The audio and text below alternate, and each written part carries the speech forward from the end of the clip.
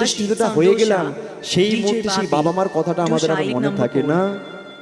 বাবা মাদের সেই অপমানের কথাটাই আমরা মাথা থেকে ভুলে যাই, অবদানটা আর মাথায় থাকে না। হে ভক্তমণ্ডলী, ছোট্ট আপনাদেরকে একটা ঘটনা বলি, সত্য ঘটনা, যেটা বাস্তব ঘটনা। নিউজ পেপারে খবরের কাগজে বেরিয়েছিল, নিউজ পেপারে খবরের কাগজে বেরিয়েছিল। মা কি বস্তু একবার ভেবে দেখুন, মা কি জিনিস। এই ঘটনাটা শুনবেন আর নিজের জীবনের সঙ্গে শুধু উপলব্ধি করবেন। একটা ছেলে ছিল, ছেলেটার যখন 4 বৎসর বয়স না, তখন হঠাৎ করে ছেলেটার বাবা মারা যায়। তাহলে এখন নিজের বলতে কি আছে? মা আছে। আচ্ছা, মেয়েটাকে চাইলে আর একটা বিয়ে করতে পারতো না? অবশ্যই বিয়ে করতে পারতো। কেন বিয়ে করলো না? ছেলেটার মুখের দিকে তাকিয়ে। আজকে যে ছেলেটাকে আমি পরের ঘরের ছেলেটাকে বিয়ে করে নিয়ে আসবো, সেই ছেলেটা আসার পর আমার সংসারে যখন আসবে, সেই ছেলেটা আসার পর আমার নিজের ছেলেটাকে নিজের মতো করে ভালো যদি না বাঁচতে পারে, সেই ভয় নিয়ে, সেই দুশ্চিন্তা নিয়ে মা আর একটা বিয়ে করলো না। আজকে মেয়েটা মনে মনে কি ভাবছে? আমার স্বামী মারা গেছে তো কি হয়েছে, মারা যাওয়ার আগে তো সুন্দর ফুটফুটে একটা বাচ্চা ছেলে দিয়ে গেছে, এর মুখের দিকে তাকিয়ে নয় আমি আমার জীবনটা শেষ করে দেবো। হ্যাঁ, ছেলেটাকে ভালো মতো লেখাপড়া শেখাবো, মানুষের মতো মানুষ করবো, শিক্ষিত করবো। এবার ছেলেটা যখন প্রতিষ্ঠিত হবে, যখন সরকারি একটা চাকরি পাবে, সরকারি চাকরি পেয়ে প্রথম যখন বেতনটা পাবে, প্রথম মাইনেটা যখন পাবে, আমার জন্য যখন একটা নতুন সুন্দর শাড়ি কিনে এনে আমার হাতে দেবে না, আমার সব দুঃখ কষ্ট আমি সব ভুলে যাবো। কিন্তু তখনও তো মা জানে না যে দুধ কলা দিয়ে কাল সাপ পুষছে। আজকে মেয়েটা মনে মনে কি ভাবছে? আজকে মেয়েটা চিন্তা করছে, আজকে মেয়েটা মনে মনে ভাবছে কি? আজকে মেয়েটা চিন্তা করছে যে আচ্ছা আমার স্বামী মারা গেছে তো কি হয়েছে, কিন্তু ছেলেটা তো আছে, ছেলেটার মুখের দিকে তাকাবো আমি। মুখের দিকে তাকিয়ে নয়, আমি আমার জীবনটা নয় শেষ করে দিলাম। তাহলে ছেলেটাকে তো মানুষের মতো মানুষ করতে হবে, লেখাপড়া শেখাতে হবে, শিক্ষিত করতে হবে। তার জন্য তো অর্থের প্রয়োজন, টাকা পয়সার প্রয়োজন। সেটা কোথায় পাবো? তাহলে তো আমাকে একটা নিজের কাজ করতে হবে। আজকে ভক্তমণ্ডলী, সেই ছেলেটাকে মানুষের মতো মানুষ করবার জন্য, শিক্ষিত করবার জন্য আজকে কি করেছে জানেন? আজকে মা কি করেছে? পরের ঘরেতে চাকরানি খাটতে শুরু করে দিয়েছে। বাবুদের বাড়িতে কাজে যায়, চাকরানি খাটে, মাস গেলে যতটুকু বেতন পায় ততটুকু দিয়ে তাদের টেনে টুনে চলে যায়। ছেলেটাকে ঠিকঠাক মতো একটু ভালো মন্দ করে খেতে দিচ্ছে, ভালো মন্দ পড়তে দিচ্ছে, অভাবটা বুঝতে দিচ্ছে না। এবার ছেলেটা যখন একটু বড় হয়েছে, ছেলেটাকে কি করেছে? একটা ভালো স্কুলে, নামি দামি স্কুলে ভর্তি করিয়ে দিয়েছে, তাই না? বড় তো আদরের সন্তান, বড় আদরের ছেলে, বড় শখ মায়ের মধ্যে, ছেলেটাকে মানুষের মতো মানুষ করবে, স্ট্যাটাস মেনটেন করে একটা ভালো স্কুলে ভর্তি করিয়ে দিয়েছে, নামি দামি স্কুলে ভর্তি করিয়ে দিয়েছে। এবার যখন স্কুলে ছেলেটাকে ভর্তি করিয়ে দিয়ে এসেছে, তবে ভক্তমণ্ডলী তার আগে একটা কথা বলে নেওয়া ভালো, যে মেয়ের ঘটনাটি বা যে মায়ের ঘটনাটি আমি বলছি, ওই মায়ের সব কিছু ভালো হলেও একটা খুঁত ছিল। খুঁতটা কি? ওই মায়ের একটা চোখ অন্ধ ছিল, ওই চোখটাতে দেখতেই পেত না, চোখটা নষ্ট ছিল।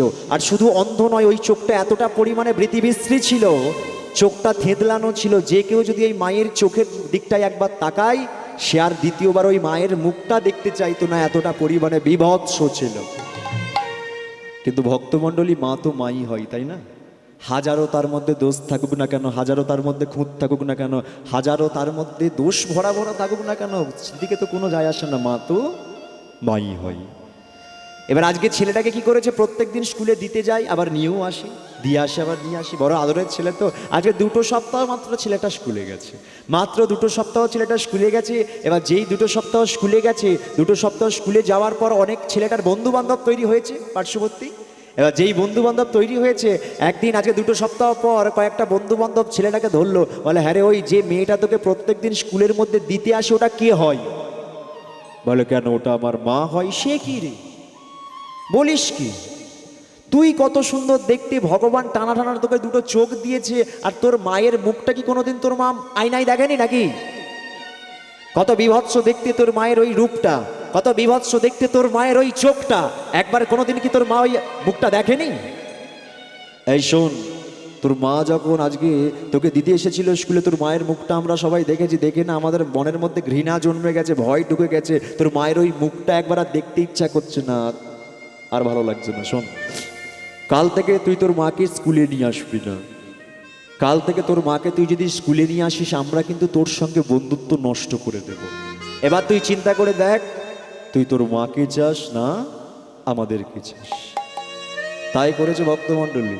তার পরের দিন দিয়ে মাকে স্কুলে নিয়ে যাওয়াটা বন্ধ করে দিয়েছে। আস্তে আস্তে যত কানের মধ্যে বীজ দিচ্ছে, মা ও ছেলের দূরত্বটা ততই ঠিক বেড়ে যাচ্ছে। তার পরের দিন দিয়ে স্কুলে নিয়ে যাওয়া বন্ধ করে দিয়েছে ছেলে মাকে। ছেলেটা আস্তে আস্তে বড় হয়েছে, কলেজে ভর্তি হয়েছে, কলেজেও কোনোদিন মাকে নিয়ে যায়নি। কেন? একটা সেন্টিমেন্ট বলে ব্যাপার আছে, প্রেস্টিজ বলে ব্যাপার আছে, মান সম্মান বলে ব্যাপার আছে। আজকে যদি আমার মাকে আমি নিয়ে যাই, আর কোনো বন্ধু বান্ধব যদি আমাকে প্রশ্ন করে বসে যেটা কে হয়, আমাকে তো বলতে হবে মা হয়। কিন্তু কিভাবে বলবো যে ওটা মা হয়? মায়ের চোখটা যে অন্ধ, চোখটা যে দেখতে পাই না, চোখটা যে থেতলানো, বিভৎস, বড্ড বেশি ভয় পায়। আস্তে আস্তে মাকে মা বলে ডাকাটা পর্যন্ত বন্ধ করে দিয়েছে। চিন্তা করতে পারছেন? কি এত সংসার সংসার করছেন?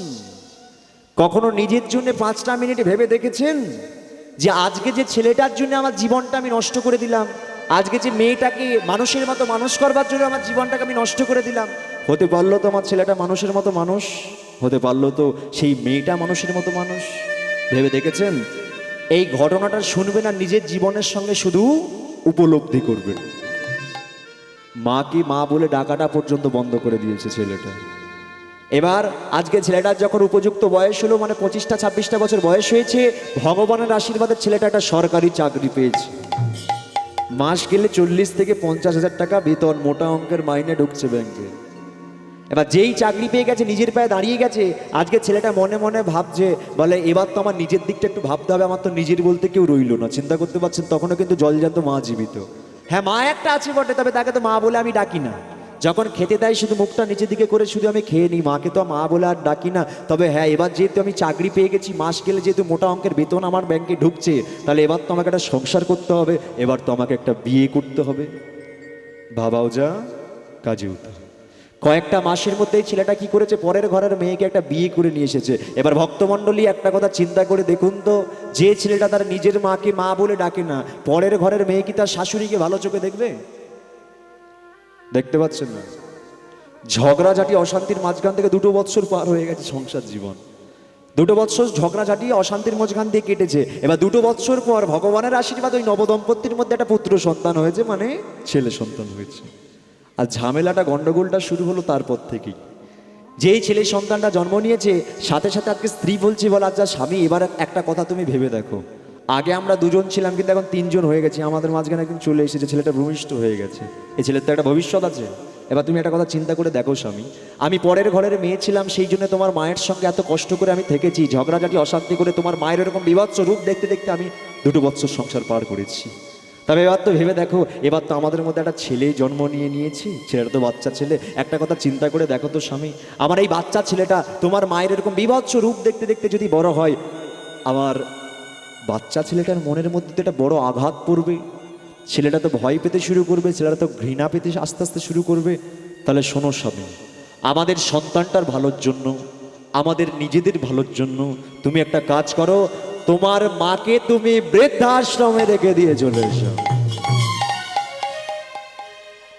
হবাগা সন্তানটা তাই করেছে, রেখে দিয়ে এসেছে কোথায়?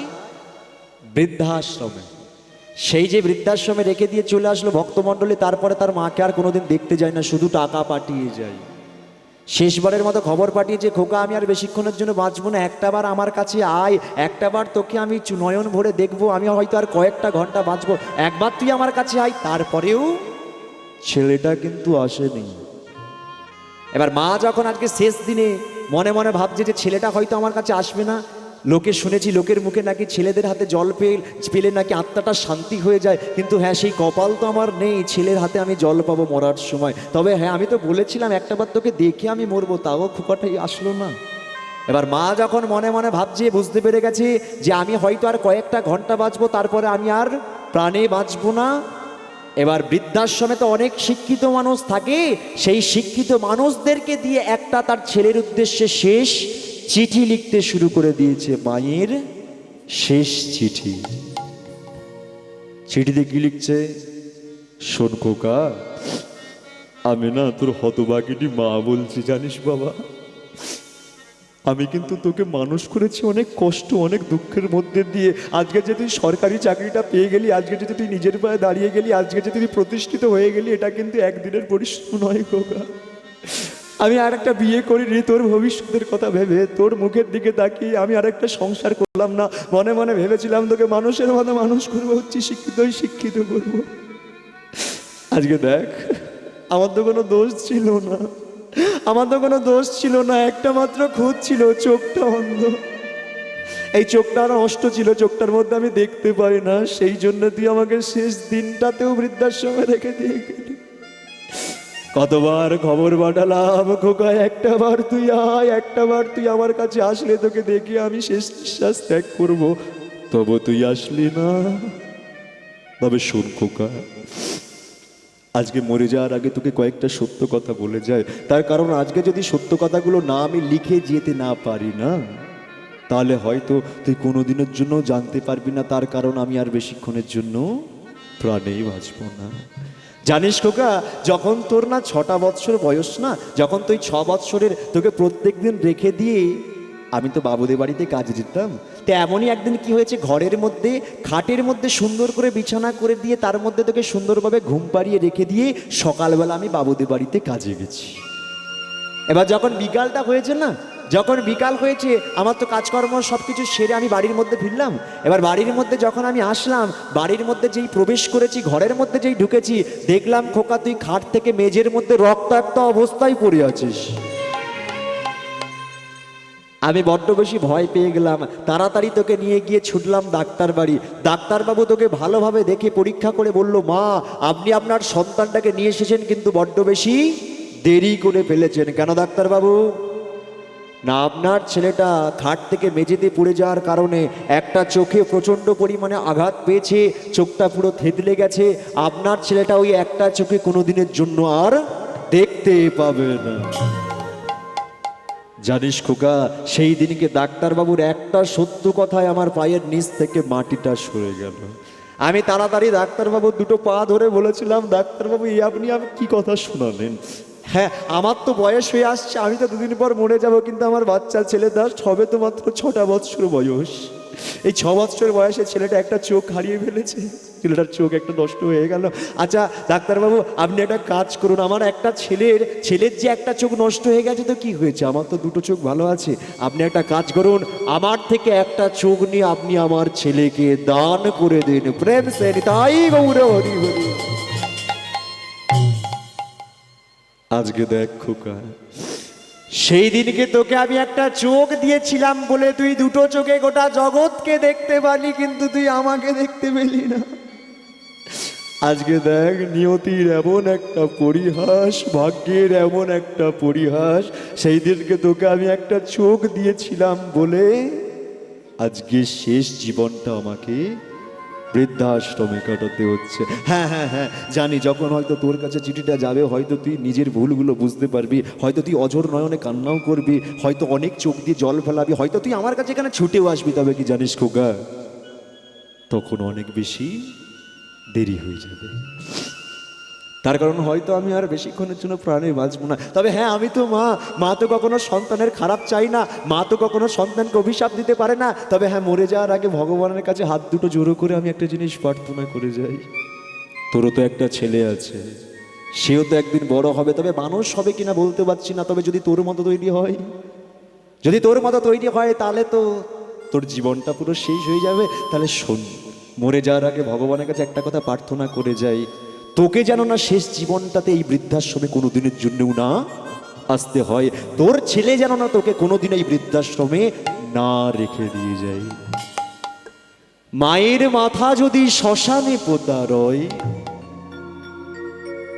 শ্মশান থেকেও বলে মাতা, আমার বাছা যেন ভালো রয়।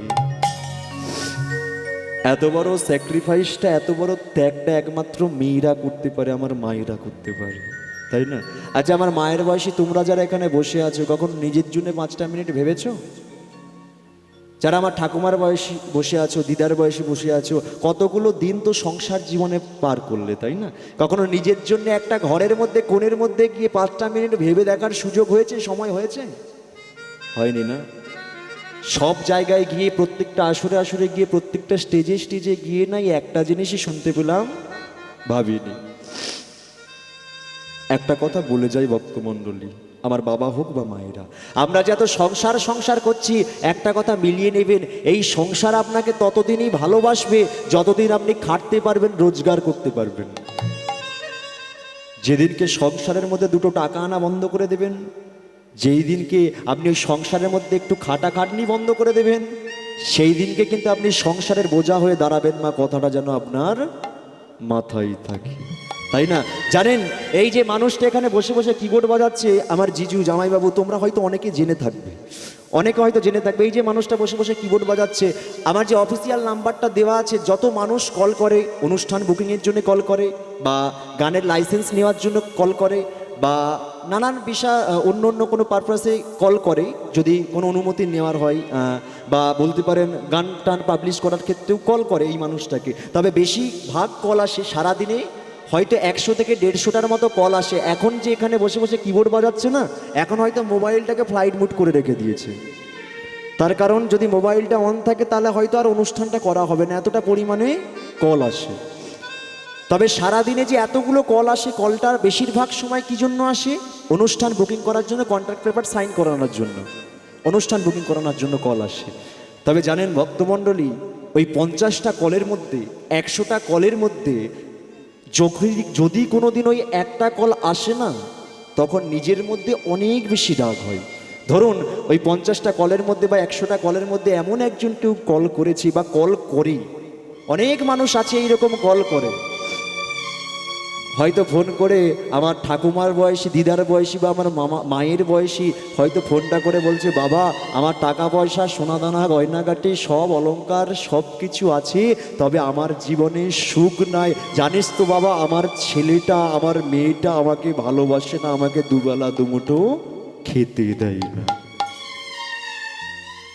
জানেন, রাগ হয় তখন নিজের প্রতি প্রচুর, যে এত শিক্ষিত হয়ে লাভটা কি? এত শিক্ষিত হয়ে লাভটা কি? সেই যখন প্রতিষ্ঠিত হয়ে বাবা মার কথাগুলো আমরা সবার থেকে আগে ভুলে যাব, তাহলে এত শিক্ষিত হয়ে তো কোনো লাভ নাই, তাই না? হে ভক্তমণ্ডলী, আপনারা একটা কথা বলুন তো, এই জগতে কি লেখাপড়া শিখলেই মানুষ হওয়া যায়? লেখাপড়া শিখলে মানুষ হওয়া যায়? মান আর হুঁশ নামক বিষয়টা যদি মানুষের মধ্যে না থাকে, তাকে মানুষ বলে না যতদিন না হবে তোমার মধ্যে জ্ঞানের চেতনা। তুমি মানুষ হয়ে জন্মেছো, আগে তোমার মধ্যে তো জ্ঞান চক্ষুটা খুলবে। তুমি তো আগে বুঝতে শিখবে যে কোনটা ঠিক কাজ, কোনটা ভুল কাজ, কোনটা খারাপ কাজ, কোনটা বাজে কাজ, কোনটা ভালো কাজ, তবে তো তুমি মানুষ। আজকে দেখুন ভক্তমণ্ডলী, আমি প্রমাণ দিয়ে দিচ্ছি, একটা ফালতু কথা বলছি না, একটা বাজে কথা বলছি না, যা বলছি বাস্তবের সঙ্গে মিলিয়ে বলছি। আজকে যদি আমরা সবাই মানুষ হতাম, তাহলে কলকাতার বুকে এত বড় বড় বৃদ্ধাশ্রম তৈরি হতো না। আপনাদের সামনেই তো কলকাতা, খোঁজ নিয়ে দেখেছেন কি? এখন হয়তো বৃদ্ধাশ্রমের নাম চেঞ্জ হয়ে গেছে, ওল্ড এজ হোম। বাঙালি তো আমরা, তাই না? মানে বাংলায় যখন বৃদ্ধাশ্রম বলতে যাই, কোথায় রেখে দিয়েছিস তোর বাবা মাকে, না বৃদ্ধাশ্রমে বললে বড্ড গায়ে লাগে, তো তার জন্য ইংলিশে বলা শিখেছি ওল্ড এজ হোম। খোঁজ নিয়ে দেখবেন কতগুলো কলকাতার বুকে ওল্ড এজ হোম মানে বৃদ্ধাশ্রম তৈরি হয়েছে। তাহলে বৃদ্ধাশ্রমগুলো বানাচ্ছে কি? নিশ্চয়ই কোনো মানুষ বানাচ্ছে। আচ্ছা, আজকে বৃদ্ধাশ্রমে গিয়ে কার বাবা মাগুলো গিয়ে বেশি বেশি থাকছে? নিশ্চয়ই কোনো মানুষের বাবা মাগুলো গিয়ে থাকছে। এবার নিজের বিবেককে প্রশ্ন করো, আমরা কি এক একটা মানুষ তৈরি করছি? রাধে রাধে। লেখাপড়া শিখলেও কেউ কোনোদিন মানুষ হওয়া যায় না। মা গো, তোমার গর্ভে জন্ম নিল, তোমায় চিনলাম না, বড় হলাম, মানুষ হলাম, তোমায় বুঝলাম না। তাই গৌরে হরি হরি। গর্ভে জন্ম নিলাম, তোমায় চিনলাম না, ছোট থেকে বড় হলো, তোমায় বুঝলাম না। আমার মা, মা গো মা, আমার জগৎ জননী মা, আমার মা, মা গো মা, গর্ভধারিণী মা। আ আ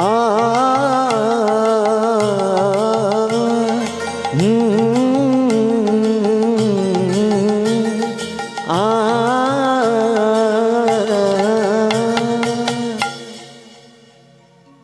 আজকে প্রভাবতী মেয়েটা মনে মনে ভাবছে যে 3টে দিন পর একটা পাকা ফল পেয়ে খেয়েছি আমি, তার মানে 3টে দিন পর আমার ফলের রস অন্তত ছেলেটা পেয়েছি। আমি তো মানুষজনের মুখে শুনেছি যে মা যদি একটুখানি ঘুমায় তাহলে তার গর্ভের সন্তানটাও ঘুমায়, তাই না? তাহলে এখন তো আমাকে একটুখানি ঘুমাতে হবে। এবার আপনারা একটা কথা চিন্তা করে দেখুন ভক্তমণ্ডলী, একটা কথা নিজের বিবেককে প্রশ্ন করিয়ে দেখুন। আজকে একটা মেয়ে 3টে দিন অক্লান্ত পরিশ্রম করে শুধু হেঁটে যাচ্ছে, ছুটে যাচ্ছে, প্রচণ্ড ক্লান্ত সে, তাই না? আজকে সেই মেয়েটা যদি 3টে দিন পর মনে মনে ভাবে যে হ্যাঁ একটুখানি আমি বিশ্রাম নেবো, একটুখানি অন্তত চোখটা বন্ধ করব, একটুখানি আমি ঘুমাবো, কোনো দিনের জন্য কি একটুখানি ঘুমানো যাবে? চোখটা যে বন্ধ করেছে ওই চোখটা আর খুলছে না, মানে একটুখানি ঘুমাবে বলেছে কিন্তু তার ঘুম আর ভাঙছে না। যেখানে বাঘের ভয় সেখানে সন্ধ্যা হয়। যখন এইরকম ভাবে প্রভাবতী ঘুমে আচ্ছন্ন হয়ে আছে, ঠিক ওই পথ দিয়ে একটা দেবতা যাচ্ছিল, যে দেবতাটা হচ্ছে দেবতাদের রাজা, নাম হলো দেবরাজ ইন্দ্র। এবার যেই ইন্দ্র ওই পথ দিয়ে যাচ্ছিল, হঠাৎ দূর থেকে মেয়েটাকে লক্ষ্য করেছে। আর যেই মেয়েটাকে লক্ষ্য করেছে না, ইন্দ্র তো চরিত্র ঠিক ছিল না, তাই না? ইন্দ্র কি করেছে, ইন্দ্রের মধ্যে যে লালসটা ছিল, যে কামটা ছিল, সেই কাম ভাবটা জেগে গেছে। আর যেই জেগে গেছে হঠাৎ মেয়েটার দিকে এগিয়ে গেছে। আর যেই মেয়েটার দিকে এগিয়ে গেছে, মেয়েটাকে দেখেই সাথে সাথে চিনতে পেরে গেছে, আরে আরে আরে এ তো সেই বেটা দৈত্যরাজ ত্রিপুরাসুরের স্ত্রী। হ্যাঁ, আজকে তো স্বামীটা মারা যাওয়ার পর মেয়েটা পুরো ভিখারির মতো হয়ে গেছে গো। ও বাবার গর্ভের সন্তান। একটা কথা আছে, বাপ গুণে বেটা হবে। মানে এর বাবা যেমন অত্যাচারী ছিল, দুরাচারী ছিল, এই ছেলেটা যদি বেঁচে থাকে, ছেলেটা যদি বড় হয় কোনোদিন, তাহলে ওর বাবার মতো অত্যাচারী হবে, দুরাচারী হবে। তাহলে ছেলেটাকে তো বাঁচিয়ে রাখলে চলবে না, ছেলেটাকে যা হোক করে মেরে দিতে হবে। কিন্তু না, ছেলেটাকে যে আমি মারবো, কিন্তু ছেলেটার মাটা তো বড্ড বেশি দেখতে সুন্দর, একটা কাজ করলে হয় না? মাটাকে তো বড্ড বেশি আমার পছন্দ হয়েছে, তাহলে কি করব? আমি তো শুধু ছেলেটাকে মারতে চাইছি, তাহলে মারবো কিভাবে? পেটে লাথি মারবো? না, পেটে লাথি মারলে তো দুজনেই মারা যাবে। আমি তো শুধু সন্তানটাকে মারতে চাইছি, আমি তো শুধু সন্তানটাকে শেষ করে দিতে চাইছি, যাতে ছেলেটা বড় হয়ে না ওর বাবার মতো না তৈরি হয়। একটা কাজ করলে হয় না? একটা ফন্দি করা যাক। আজকে এই প্রভাবতীকে, এই মেয়েটাকে আমারই সঙ্গে নিয়ে যাব ইন্দ্রলোকে। ইন্দ্রলোকে নিয়ে গিয়ে আমারই পাশে রেখে দেব। আর কয়েকটা মাস পর যখন ছেলেটা ভূমিষ্ঠ হবে, ছেলেটার গলা টিপে মেরে দেব। আর ওই মেয়েটাকে উর্বশী মেনকা রম্ভার মাঝখানে ফেলে আমি বেশ্যায় পরিণত করব। দেবরাজ ইন্দ্র এই মনোভাব করে ঘুমন্ত প্রভাবতীর চুলের মুঠিটা ধরে মেরেছে এক টান। চলো চলো চলো। মেয়েটার চুলটা টেনে ছিঁড়ে গেল, সেদিকে লক্ষ্য নাই। গায়ে কাঁটা ফুটে ঝরঝর করে রক্ত ঝরছে, সেদিকে লক্ষ্য নাই। পায়ে কাঁটা ফুটে ঝরঝর করে রক্ত ঝরছে, সেদিকে লক্ষ্য নাই। বেশ কিছুটা পর যাওয়ার পর মেয়েটা বুঝতে পারলো যে তার গর্ভ থেকেও ঝরঝর করে রক্ত ঝরছে। আচ্ছা, এটার কি কোনো প্রয়োজন ছিল? হ্যাঁ, আমি তোমাদেরকে বলছি, এটার কোনো প্রয়োজন ছিল? আমার স্বামী দোষ করেছে, আমার স্বামী অন্যায় করেছে, আমার একটা হাত কেটে নিতে পারতো, আমার একটা পা কেটে নিতে পারতো, আমার একটা চোখ তুলে নিতে পারতো, আমার জিভটা পর্যন্ত টেনে ছেড়ে দিতে পারতো। যে ছেলেটা এখনো পৃথিবীর আলো দেখলো না, যে ছেলেটা এখনো প্রবিষ্ট হলো না, ছেলেটাকে এইরকম ভাবে মেরে দিলে এটা তো কোনো দরকার ছিল না। যখন প্রভাবতী বুঝতে পেরে গেছে যে তার গর্ভের সন্তানটা আর বেঁচে নাই, এতক্ষণ পর্যন্ত প্রভাবতী গর্ভের মধ্যে হাত রেখেছিল, সন্তানটাকে বাঁচানোর চেষ্টা করছিল, কিন্তু যখন বুঝতে পেরে গেছে ছেলেটা আর বেঁচে নাই, সাথে সাথে প্রভাবতী কি করেছে? হাত দুটো ওপর দিকে তুলে দিয়েছে। আর যেই ওপর দিকে তুলে দিয়েছে, ভগবান শ্রীহরি নারায়ণ হয়তো এই জিনিসটারই অপেক্ষা করছিল যে কতক্ষণে একবার প্রভাবতী হাত দুটো ওপর দিকে তুলবে, তাই না ভক্তমণ্ডলী? দেখবেন আমাদের নিয়ম হয়তো পাল্টে যায়, কিন্তু ভগবানের নিয়ম তো কোনোদিন পাল্টায় না। আমাদের নিয়ম পাল্টে যায়, আমরা অনেক রকম নিয়ম তৈরি করি, আবার নিয়ম ভেঙেও ফেলি। আমরা মনে মনে চিন্তা করি, আমরা নিয়ম বার করি যে প্রত্যেকটা বৃহস্পতিবার আমরা নিরামিষ খাবো, কিন্তু কোনো একদিন ওই বৃহস্পতিবারের মধ্যে যদি কোনো একটা আত্মীয় চলে আসে না, আপনারা মনে মনে কি ভাবি? থেকে থেকে বৃহস্পতিবারই আসতে হলে বৃহস্পতিবার মানে তো নিরামিষ, নিরামিষ খেতে হবে না। আজকের দিনটা বাদ দিই, আজকের দিনটা ছেড়ে দিই। প্রত্যেকটা সপ্তাহের মধ্যে একটা করে বৃহস্পতিবার আসবে, কিন্তু আত্মীয় চলে গেলে আর দ্বিতীয়বার কেউ আসবে না। আজকের দিনটা নিরামিষ বন্ধ, আজকের দিনটা একটু মাছ মাংস করে খেয়ে নিই, সামনের বৃহস্পতিবার থেকে আবার সেম চলবে। তাহলে আমাদের নিয়ম পাল্টে যাবে, কিন্তু ভগবানের নিয়ম কোনোদিনও পাল্টাবে না। ভগবান তো চাই পৃথিবীর মধ্যে প্রত্যেকটা ভক্ত একবার হাতটা তুলে একবার অন্তত বলুক নিতাই গৌরের প্রেমানন্দে হরি হরি। এবার ভগবান হয়তো এই জিনিসটারই অপেক্ষা করছিল। এবার যখন প্রভাবতী হাতটা উপর দিকে তুলেছে, সাথে সাথে ভগবান কি করেছে, এটা টুস্কি মেরে দিয়েছে। আর যেই টুস্কি মেরে দিয়েছে, ওই পথ দিয়ে একজন ভদ্রলোক আসছিল, যে ভদ্রলোকটাকে আমার মায়েরা ভালো মতো জানবে, যিনি বিনা যন্ত্রে সর্বদাই হরিনাম করে কৃষ্ণ নাম করে। বলো না গো, নারায়ণ নারায়ণ, তাই না?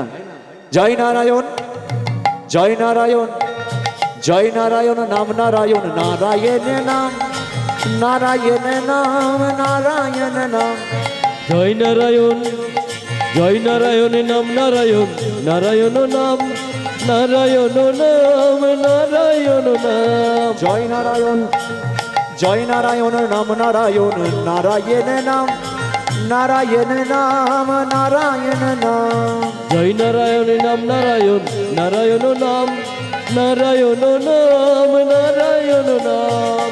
নারায়ণ নারায়ণ। কি হলো প্রভু, এ অসময় আমাকে স্মরণ করলে কেন? বলে নারদ, তুমি প্রশ্ন পরে করবে, তুমি এদিকে এসো, মর্তের মাটিতে তাকিয়ে তুমি আগে সিনেমাটা দেখে দাও, আগে সিনেমাটা দেখে নাও। বলে প্রভু কি করেছি গো? বলে কেন, কি করেছে, কি দেখতে পাচ্ছ তুমি? বলে আমাদের দেবরাজ ইন্দ্র, ওর কি জ্ঞানগম্য জীবনে হবে না?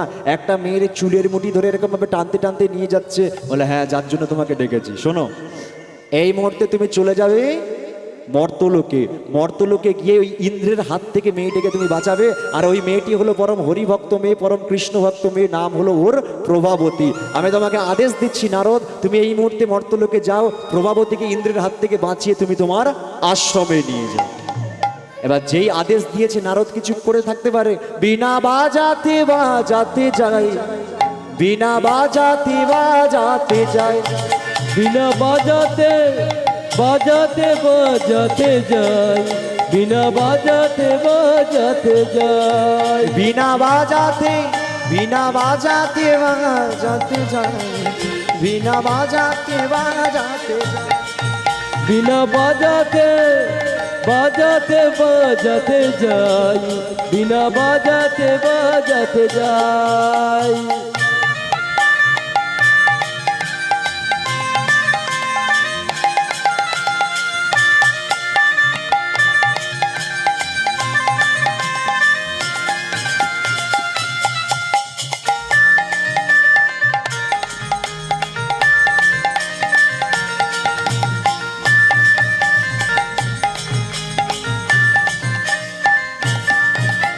আচ্ছা, নারদ বিনা যন্ত্রে যে সর্বদাই হরিনাম করে, কৃষ্ণ নাম করে, হরে কৃষ্ণ মহামন্ত্রটা গাই, আজকে যেহেতু আপনাদের সঙ্গে আমার দেখা হয়ে গেছে, সেটা কি একবার সবাই মিলে গাওয়া যাবে? যদি অনুমতি দেন তাহলে গাইবো, নালে ছেড়ে দেব। গাইবো, যেহেতু বসে পড়েছি, খুব সুন্দর তাই না? আর কিছুক্ষণ পরেই সন্ধ্যা হবে, এই টাইমটাই, এই সময়টায় আপনারা কত মানুষ, শত শত মানুষ এখানে বসে আছেন, ভক্ত বসে আছেন। তাহলে একবার আমি বলবো আর একবার আপনারা বলবেন, একবার ইনস্ট্রুমেন্টের সাথে বলবো আর একবার ইনস্ট্রুমেন্ট ছাড়া বলবো। চলো, গানের লাইনটা, গানের তালটা, গানের লয়টা, সুরটা একটু চেঞ্জ করে দেওয়া যাক। হরে কৃষ্ণ, হরে কৃষ্ণ, কৃষ্ণ কৃষ্ণ হরে হরে, হরে রাম, হরে রাম, রাম রাম হরে হরে, হরে কৃষ্ণ, হরে কৃষ্ণ, কৃষ্ণ কৃষ্ণ হরে হরে, হরে রাম, হরে রাম, রাম রাম হরে হরে। তাহলে বুঝতে পারছেন? একবার আমি বলবো আর একবার আপনারা বলবেন। আচ্ছা, ইনস্ট্রুমেন্ট সব বন্ধ করে দেন, নাহলে কিন্তু শুনতে পাবো না। চলো সবাই মিলে একবার আমি বলবো খালি গলায়, আমিও খালি গলাতে বলবো, তোমরাও খালি গলাতে বলবে। চলো সবাই মিলে, হরে কৃষ্ণ, হরে কৃষ্ণ, কৃষ্ণ কৃষ্ণ হরে হরে। বলো,